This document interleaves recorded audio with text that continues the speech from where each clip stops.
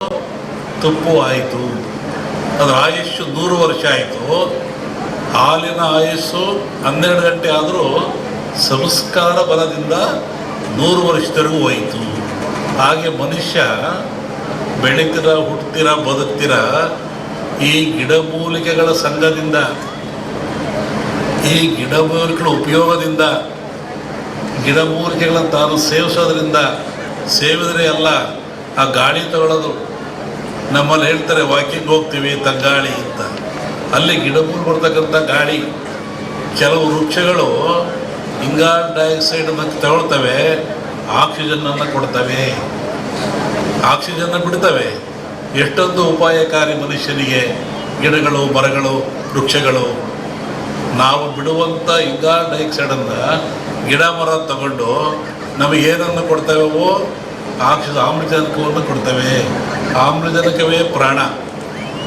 ನೀವು ಆಸ್ಪತ್ರೆ ಸೇರಿಕೊಳ್ತೀರ, ಅಲ್ಲಿ ಡಾಕ್ಟ್ರು ನಿಮಗೆ ICUಗೆ ಇಡ್ತೀವಿ, ಆಕ್ಸಿಜನ್ ಹಾಕಬೇಕು ಅಂತಾರೆ, ಸಿಲಿಂಡರ್ ಅಂತ.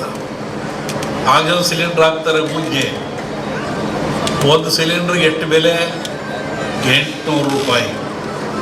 ಒಂದು ದಿನ ICUಯಲ್ಲಿದ್ದರೆ, ಒಂದು ದಿನ ಕೃತಕ ಆಕ್ಸಿಜನನ್ನು ಅವ್ರು ಕೊಟ್ಟರೆ 3 ಸಿಲಿಂಡ್ರ್ ಬೇಕು. ಡಾಕ್ಟ್ರಿಗೆ ಕೇಳಿರಿ, ದುಡ್ಡು ಎಷ್ಟಾಯ್ತು?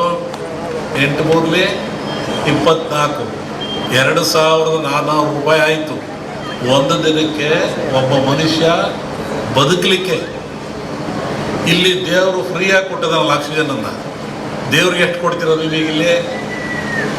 ಒಂದು ದಿನ ನೀವು ಬದುಕೋದಾದರೆ ಕೃತಕ ಆಕ್ಸಿಜನ್ ತಗೊಂಡ್ರೆ ಒಂದು ದಿನಕ್ಕೆ 2400. ಅವ್ರು ಡಾಕ್ಟ್ರು ಬಿಡೋದಿಲ್ಲ, ಯಮಲೋಕದ ಬೂರಾಯಿರವರು ಅವ್ರು ತಿಳುಗಟ್ಟಲೆ ತಗೊಂಡು ಹೋಗಿಬಿಡ್ತಾರೆ. ಸತ್ರು ಹಂಗೆ ಹಾಕಿರ್ತಾರೆ ಬಿಲ್ ಕೊಡು ಅಂತಂತೇಳಿ. ಎಂತಹ ವಿಚಿತ್ರ ಇದು! ಅಲ್ಲಿ ದುಡ್ಡು ಕೊಟ್ಟು ಅನುಭವಿಸಿ ಬರೋದಕ್ಕಿಂತ ಈ ಭಗವಂತ ಕೊಟ್ಟಿರ್ತಕ್ಕಂಥ ಗಿಡಮೂಲಿಕೆಗಳು ಈ ಸಂಘ ಮಾಡಿ ಯೋಗ್ಯರನ್ನು ತಿಳ್ಕೊಂಡು ಸೇವನೆ ಮಾಡಿದರೆ ಅದರ ಅವಶ್ಯಕತೆ ನಮಗೆ ಬರೋದಿಲ್ಲ. ನೋಡಿ, ಗಿಡಮೂಲಿಕೆ ಎಂಥ ಉಪಾಯಕಾರಿ ಮನುಷ್ಯನಿಗೆ. 2400 ರೂಪಾಯಿ ಅಲ್ಲಿ ಕೊಡಬೇಡ್ರಿ, ಇಲ್ಲಿ ಏನೂ ಕೊಡಬೇಡ್ರಿ, ಪುಕ್ಷಣೆ ತಗೊಳ್ಳಿ. ಹಿಂಗೆ ನಮ್ಮ ಆನಂದ ಗುರೂಜಿಯವರು, ನಮ್ಮ ಮುರಳಿ ಕಾಮತ್ರು ಇವರೆಲ್ಲ ಸೇರಿ ಎಂಥ ಒಂದು ದೊಡ್ಡ ಯಾಗ ಮಾಡಿದ್ದಾರೆ. ಇದು ಯಾಗ ಅನ್ನೋದಕ್ಕಿಂತ ಮನುಷ್ಯನ ಆರೋಗ್ಯದ ಗುಟ್ಟನ್ನು ಕಣ್ತರಿಸಿದ್ದಾರೆ. ನೀವು ನೋಡ್ರಿ, ಇಂತಿಂಥ ಗಿಡಮೂಲಿಕೆಗಳು ಭೂಮಿಯಲ್ಲಿದ್ದಾವೆ. ಇದು ಭಗವಂತ ನಮಗೋಸ್ಕರ ಕೊಟ್ಟಿದ್ದಾನೆ, ಉಪಯೋಗ ಮಾಡ್ಕೊಳ್ಳಿ, ತಿಳುವಳಿಕೆ ಮಾಡಿ ಅಂತೇಳಿ ಮಾಡಿರ್ತಕ್ಕಂಥದ್ದು. ಹಾಗಾಗಿ ಈ ಭಾರತೀಯ ಪರಂಪರೆಯಲ್ಲಿ ಆಯುರ್ವೇದ ಅದರ ಆಯೋಜಿಸ್ತಕ್ಕಂಥದ್ದು. ಇವತ್ತು ಜಗತ್ತು ತಿರುಗಿ ನೋಡ್ತಾ ಇದೆ. ನಮ್ಮ ಆಯುರ್ವೇದವನ್ನು ಜಗತ್ತು ತಿರುಗಿ ನೋಡ್ತಾ ಇದೆ. ಏನಿದು ಗಿಡ ಮೂಲಿಕೆ ಬರುವಂಥದ್ದು. ನೀವು ಸಕ್ಕರೆ ಎಲ್ಲಿ ಬೆಳೀತದೆ? ಕಬ್ಬಿನಲ್ಲಿ ಬೆಳೀತದೆ, ಕಾಫಿಯಲ್ಲಿ ಬೆಳೀತದೆ, ಗಿಡದಲ್ಲಿ ಬೆಳೀತದೆ. ಹಾಲಲ್ಲಿ ಬರುತ್ತೆ, ಹಸುವಿನಲ್ಲಿ ಬರುತ್ತೆ.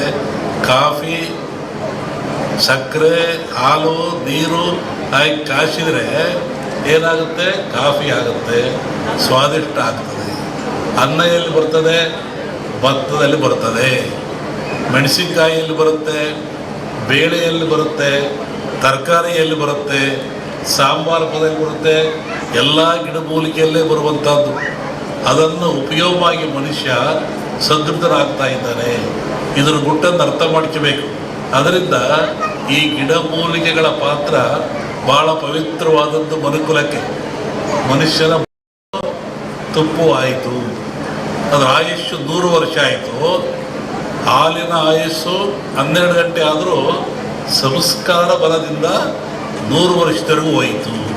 ಹಾಗೆ ಮನುಷ್ಯ ಬೆಳೀತೀರ, ಹುಟ್ಟುತ್ತೀರ, ಬದುಕ್ತೀರ ಈ ಗಿಡಮೂಲಿಕೆಗಳ ಸಂಘದಿಂದ, ಈ ಗಿಡಮೂಲಿಕೆಗಳ ಉಪಯೋಗದಿಂದ, ಗಿಡಮೂಲಿಕೆಗಳನ್ನು ತಾನು ಸೇವಿಸೋದ್ರಿಂದ.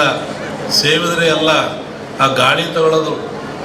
ನಮ್ಮಲ್ಲಿ ಹೇಳ್ತಾರೆ ವಾಕಿಂಗ್ ಹೋಗ್ತೀವಿ ತಂಗಾಳಿ ಅಂತ, ಅಲ್ಲಿ ಗಿಡಮೂಲಿಕೆ ಬರ್ತಕ್ಕಂಥ ಗಾಳಿ. ಕೆಲವು ವೃಕ್ಷಗಳು ಇಂಗಾಲ ಡೈಆಕ್ಸೈಡನ್ನು ತಗೊಳ್ತವೆ, ಆಕ್ಸಿಜನ್ನನ್ನು ಕೊಡ್ತವೆ, ಆಕ್ಸಿಜನ್ನ ಬಿಡ್ತವೆ. ಎಷ್ಟೊಂದು ಉಪಾಯಕಾರಿ ಮನುಷ್ಯನಿಗೆ ಗಿಡಗಳು, ಮರಗಳು, ವೃಕ್ಷಗಳು. ನಾವು ಬಿಡುವಂಥ ಇಂಗಾಲ ಡೈಆಕ್ಸೈಡನ್ನು ಗಿಡ ಮರ ತಗೊಂಡು ನಮಗೇನನ್ನು ಕೊಡ್ತೇವೋ ಆಮ್ಲಜನಕವನ್ನು ಕೊಡ್ತೇವೆ. ಆಮ್ಲಜನಕವೇ ಪ್ರಾಣ. ನೀವು ಆಸ್ಪತ್ರೆ ಸೇರಿಕೊಳ್ತೀರ, ಅಲ್ಲಿ ಡಾಕ್ಟ್ರು ನಿಮಗೆ ಐಸಿಯುಗೆ ಇಡ್ತೀವಿ, ಆಕ್ಸಿಜನ್ ಹಾಕಬೇಕು ಅಂತಾರೆ, ಸಿಲಿಂಡರ್ ಅಂತ. ಆಗ ಸಿಲಿಂಡರ್ ಹಾಕ್ತಾರೆ ಮೂಗಿಗೆ. ಒಂದು ಸಿಲಿಂಡ್ರಿಗೆ ಎಷ್ಟು ಬೆಲೆ? 800 ರೂಪಾಯಿ. ಒಂದು ದಿನ ಐಸಿಯಲ್ಲಿದ್ದರೆ ಒಂದು ದಿನ ಕೃತಕ ಆಕ್ಸಿಜನನ್ನು ಅವ್ರು ಕೊಟ್ಟರೆ 3 ಸಿಲಿಂಡ್ರ್ ಬೇಕು. ಡಾಕ್ಟ್ರ್ ಕೇಳ್ರಿ, ದುಡ್ಡು ಎಷ್ಟಾಯ್ತು? 8 3 24, 2400 ರೂಪಾಯಿ ಆಯಿತು ಒಂದು ದಿನಕ್ಕೆ ಒಬ್ಬ ಮನುಷ್ಯ ಬದುಕಲಿಕ್ಕೆ. ಇಲ್ಲಿ ದೇವರು ಫ್ರೀಯಾಗಿ ಕೊಟ್ಟದಲ್ಲ ಆಕ್ಸಿಜನನ್ನು. ದೇವ್ರಿಗೆ ಎಷ್ಟು ಕೊಡ್ತೀರ ನೀವು? ಇಲ್ಲಿ ಒಂದು ದಿನ ನೀವು ಬದುಕೋದಾದರೆ ಕೃತಕ ಆಕ್ಸಿಜನ್ ತಗೊಂಡ್ರೆ ಒಂದು ದಿನಕ್ಕೆ 2400. ಅವ್ರು ಡಾಕ್ಟ್ರು ಬಿಡೋದಿಲ್ಲ, ಯಮಲೋಕದ ಬೂರಾಯಿರವರು ಅವ್ರು ತಿಂಗಳಗಟ್ಟಲೆ ತಗೊಂಡು ಹೋಗಿಬಿಡ್ತಾರೆ. ಸತ್ರು ಹಂಗೆ ಹಾಕಿರ್ತಾರೆ ಬಿಲ್ ಕೊಡು ಅಂತಂತೇಳಿ. ಎಂತಹ ವಿಚಿತ್ರ ಇದು! ಅಲ್ಲಿ ದುಡ್ಡು ಕೊಟ್ಟು ಅನುಭವಿಸಿ ಬರೋದಕ್ಕಿಂತ ಈ ಭಗವಂತ ಕೊಟ್ಟಿರ್ತಕ್ಕಂಥ ಗಿಡಮೂಲಿಕೆಗಳು ಈ ಸಂಘ ಮಾಡಿ ಯೋಗ್ಯರನ್ನು ತಿಳ್ಕೊಂಡು ಸೇವನೆ ಮಾಡಿದರೆ ಅದರ ಅವಶ್ಯಕತೆ ನಮಗೆ ಬರೋದಿಲ್ಲ. ನೋಡಿ, ಗಿಡಮೂಲಿಕೆ ಎಂಥ ಉಪಾಯಕಾರಿ ಮನುಷ್ಯನಿಗೆ. 2400 ರೂಪಾಯಿ ಅಲ್ಲಿ ಕೊಡಬೇಡ್ರಿ, ಇಲ್ಲಿ ಏನೂ ಕೊಡಬೇಡ್ರಿ, ಪುಕ್ಷಣೆ ತಗೊಳ್ಳಿ. ಹಿಂಗೆ ನಮ್ಮ ಆನಂದ ಗುರೂಜಿಯವರು, ನಮ್ಮ ಮುರಳಿ ಕಾಮತ್ರು ಇವರೆಲ್ಲ ಸೇರಿ ಎಂಥ ಒಂದು ದೊಡ್ಡ ಯಾಗ ಮಾಡಿದ್ದಾರೆ. ಇದು ಯಾಗ ಅನ್ನೋದಕ್ಕಿಂತ ಮನುಷ್ಯನ ಆರೋಗ್ಯದ ಗುಟ್ಟನ್ನು ಕಣ್ತರಿಸಿದ್ದಾರೆ. ನೀವು ನೋಡ್ರಿ, ಇಂತಿಂಥ ಗಿಡಮೂಗಳು ಭೂಮಿಯಲ್ಲಿದ್ದಾವೆ. ಇದು ಭಗವಂತ ನಮಗೋಸ್ಕರ ಕೊಟ್ಟಿದ್ದಾನೆ, ಉಪಯೋಗ ಮಾಡ್ಕೊಳ್ಳಿ, ತಿಳುವಳಿಕೆ ಮಾಡಿ ಅಂತೇಳಿ ಮಾಡಿರ್ತಕ್ಕಂಥದ್ದು. ಹಾಗಾಗಿ ಈ ಭಾರತೀಯ ಪರಂಪರೆಯಲ್ಲಿ ಆಯುರ್ವೇದ ಅದರ ಆಯೋಜಿಸ್ತಕ್ಕಂಥದ್ದು. ಇವತ್ತು ಜಗತ್ತು ತಿರುಗಿ ನೋಡ್ತಾ ಇದೆ. ನಮ್ಮ ಆಯುರ್ವೇದವನ್ನು ಜಗತ್ತು ತಿರುಗಿ ನೋಡ್ತಾ ಇದೆ. ಏನಿದು ಗಿಡ ಮೂಲಿಕೆ ಬರುವಂಥದ್ದು. ನೀವು ಸಕ್ಕರೆ ಎಲ್ಲಿ ಬೆಳೀತದೆ? ಕಬ್ಬಿನಲ್ಲಿ ಬೆಳೀತದೆ. ಕಾಫಿಯಲ್ಲಿ ಬೆಳೀತದೆ, ಗಿಡದಲ್ಲಿ ಬೆಳೀತದೆ. ಹಾಲಲ್ಲಿ ಬರುತ್ತೆ, ಹಸುವಿನಲ್ಲಿ ಬರುತ್ತೆ. ಕಾಫಿ, ಸಕ್ಕರೆ, ಹಾಲು, ನೀರು ಹಾಕಿ ಕಾಯಿಸಿದರೆ ಏನಾಗುತ್ತೆ? ಕಾಫಿ ಆಗುತ್ತೆ, ಸ್ವಾದಿಷ್ಟ ಆಗ್ತದೆ. ಅನ್ನ ಎಲ್ಲಿ ಬರ್ತದೆ? ಭತ್ತದಲ್ಲಿ ಬರ್ತದೆ. ಮೆಣಸಿನಕಾಯಿಯಲ್ಲಿ ಬರುತ್ತೆ, ಬೇಳೆಯಲ್ಲಿ ಬರುತ್ತೆ, ತರಕಾರಿಯಲ್ಲಿ ಬರುತ್ತೆ, ಸಾಂಬಾರು ಪದಲ್ಲಿ ಬರುತ್ತೆ. ಎಲ್ಲ ಗಿಡಮೂಲಿಕೆಯಲ್ಲೇ ಬರುವಂಥದ್ದು. ಅದನ್ನು ಉಪಯೋಗವಾಗಿ ಮನುಷ್ಯ ಸದೃಢನಾಗ್ತಾ ಇದ್ದಾನೆ. ಇದರ ಗುಟ್ಟನ್ನು ಅರ್ಥ ಮಾಡ್ಕೋಬೇಕು. ಅದರಿಂದ ಈ ಗಿಡಮೂಲಿಕೆಗಳ ಪಾತ್ರ ಭಾಳ ಪವಿತ್ರವಾದದ್ದು ಮನುಕುಲಕ್ಕೆ. ಮನುಷ್ಯನ